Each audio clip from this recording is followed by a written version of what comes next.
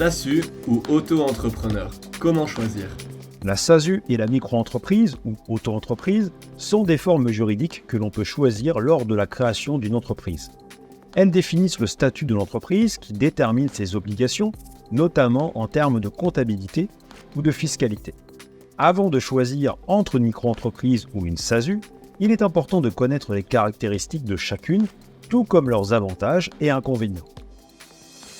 Quelles sont les principales caractéristiques d'une SASU et d'une auto-entreprise? Le régime du micro-entrepreneur ou auto-entrepreneur est un régime de travailleurs indépendants. La SASU, quant à elle, est une société par action simplifiée unipersonnelle. L'auto-entrepreneur et le dirigeant de la SASU sont tous les deux responsables de leurs actes professionnels ainsi que de leurs apports en patrimoine. En ce qui concerne l'objet social, dans les deux cas, il peut désigner des activités commerciales, libérales ou artisanales. La durée de l'entreprise, elle, est illimitée pour la micro-entreprise si elle génère des revenus. Par contre, elle est de 99 ans pour la SASU, avec une possibilité de prolongation. Enfin, les démarches de création d'entreprise sont un peu plus longues et complexes pour la SASU, qui doit par exemple rédiger des statuts.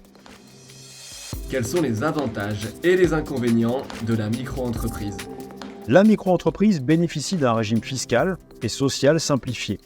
Ses obligations comptables sont aussi allégées. Par contre, il est plus difficile d'embaucher des salariés en micro-entreprise.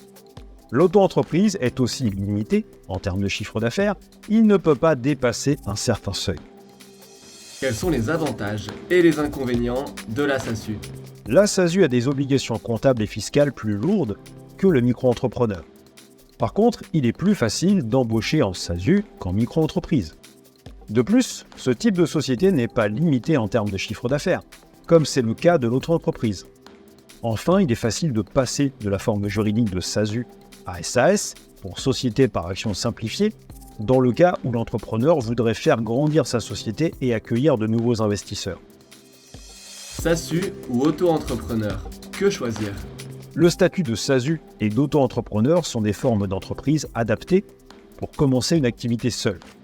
Le statut de micro-entreprise est plus approprié pour les activités générant un chiffre d'affaires limité. La SASU, au contraire, est une forme juridique à privilégier pour des projets de plus grande ampleur.